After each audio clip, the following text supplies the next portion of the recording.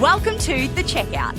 We catch up with previous Add to Cart guests and ask them 5 quick questions to get to know them better and leave you with a little extra inspiration to get you through your Friday. Today's checkout features Alice Williams, founder of Ovira, a period pain relief device. A sufferer of debilitating endometriosis, Alice was looking for a safe, instant and drug-free way to cope with her pain. And since founding Ovira, has brought relief to tens of thousands of other women. Ovira, they also happen to be the most followed Australian brand on TikTok with 6 million followers. Alice, thank you so much for joining us on The Checkout. We've heard your story, the Ovira story, and we went into some weird and wacky places, which was fantastic. But we're here to learn a little bit more about you. 5 quick questions. Number 1, what's the weirdest thing that you've ever bought online? Oh, I mean, I don't know if you've seen our TikTok content, but we buy some pretty weird shit. This is like highly inappropriate and we've had to hide it away, but it was a baby-sized sex doll, but with like women-like features. And it was creepy as all hell. And it's like, who is buying this? And so that's probably the weirdest thing. When that rocked up, I was like, oh, this isn't good. I have so many questions. What video content did that fit into? Yeah, we didn't end up using it.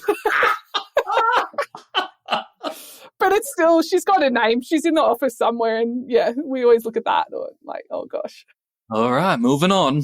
Number 2, who is your favourite retailer? There's a brand that I always tell people about and I absolutely love it. And it's probably not something you would expect, or maybe because I'm a woman and so there'll be a few lols about that. But Koala Eco, the cleaning product brand. Oh.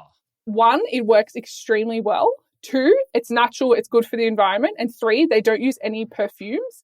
It's all essential oil based. And so it smells amazing. And I just love it. Aussie grown, Aussie made. It's just a beautiful brand. Love, love, love. Go and buy their products. Beautiful. Do you know the founders? I don't know. I always just buy from them. Wow. But hey, if they're listening and they want to deck the Ovira office out in nice cleaning products, please go for it. Yeah, surely there's a TikTok video or 2 in promotion for them, you know. Surely. Worth their while. All right, number 3. Which e-commerce practice do you wish was history? I mean, I've probably spoken about it on the podcast, but the branded Instagram tiles and making your feed look nice. Like, no one cares. No one clicks on someone's Instagram feed and says, oh, because this feed isn't all look nice together and like on brand, well, I'm not going to buy their product. Like, it just doesn't exist, but brands care so much about it and keep making the same content even though it gets no engagement or views. Like, I wish that was dead. Bring on the chaos, eh? Yeah, bring on the chaos. Number 4, can you recommend a book or a podcast that our listeners should immediately get into? Not really, only because I've really gone off books and podcasts and I wouldn't feel like there is something that I would genuinely recommend to people. And this is because I just got way too caught up in the whole like podcast and startup book space like very early in the days. And I actually thought it scrambled my brain and made things worse. So now I don't really pay attention to much. That's not good news for this podcast. No, it's not good news. Sorry, this is like an anti-promo for you, mate. I'm actually going to make a TikTok video about that. Oh, this is so funny.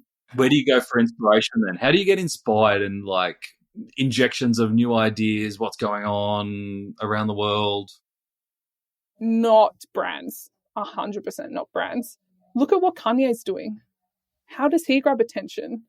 Look at what Pfizer did. How the hell did they create like the best marketing campaign in history? You know, like, I mean, they're a brand, but it's like things you'd never think of. Go and scroll on the For You page and look at what creators are doing to gain attention. Brands are so boring and mundane. And I think it's different for like techie SaaS businesses in the way they build companies.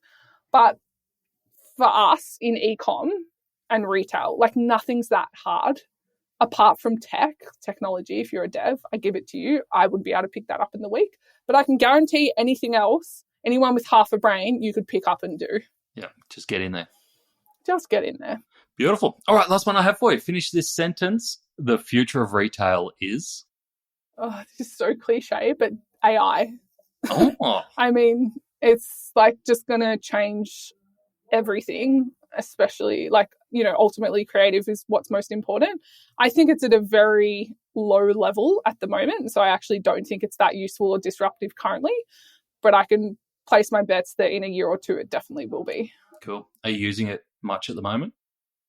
Nah, humans are still smarter. I mean, a lot of people are, but I'm like, wow, if chatbot GPT's copy is better than yours, you're struggling. It says more about you than it does about you. Yeah, but it does about AI. But like, yeah, I've heard about brands do like for website copy and EDMs and ideas for TikToks, but it's just so vanilla. Like, I just don't think it's innovative at all yet. Aggregating all the averages, isn't it? This is it. Alice, thank you so much for joining us on the checkout. Thanks, Nate. Catch up. To hear more from Alice, jump back into episode 276, where Alice shares how she stumbled across the device that ended up becoming Ovira's main product. We also cover how they got to 6 million TikTok followers, the most followers of any Australian brand, and we dive into their creative content strategy when it comes to Facebook ads. Hint, they're not dead. And Alice's tips for getting favourable PR. Thanks for listening, and until next time, keep adding to cart.